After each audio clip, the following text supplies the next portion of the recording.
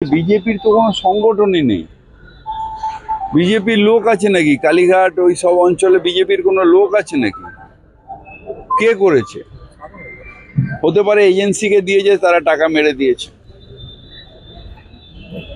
আমরা কি করে বলবো? আমরা এইসবে বিশ্বাস করি না। সরিয়ে কি হবে? বাংলার মানুষের হৃদয়ে মমতা ব্যানার্জি আছে, সেখান দিয়ে কোন ফ্লেক্স ছড়াতে পারবে? কবিতা, পরিযায়ী শ্রমিক ইস্যুতে কেন্দ্রের দাবি খারিজ করে দিল হাইকোর্ট। আগামী 4 সপ্তাহের মধ্যে সোনালী বিবি সহ বীরভূমের 2 পরিবারকে 6 জনকে বাংলাদেশ থেকে ফিরিয়ে আনতে হবে এ রাজ্যে, এমনই নির্দেশ দিয়েছেন বিচারপতি চক্রবর্তীর ডিভিশন বেঞ্চ। যেভাবে কেন্দ্র সোনালী বিবি সহ অন্যদের বাংলাদেশি তকমা দিয়ে বাংলাদেশে পাঠানোর সিদ্ধান্ত নিয়েছিল, তাকে সমালোচনাও করেছেন বিচারপতি। এটাই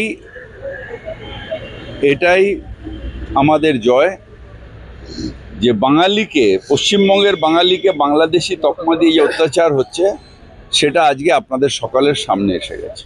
বাংলার সরকার আছে সব জায়গায় তো দেখছি, ত্রিপুরার অবস্থা, ইউপির অবস্থা, সব ডবল ইঞ্জিন সরকারের অবস্থা। 26-এ যেন এই দুর্দশা বাংলার না হয়, এই প্রার্থনা করব। বাংলা খবর, আপনার রাজনীতি, আপনার আওয়াজ।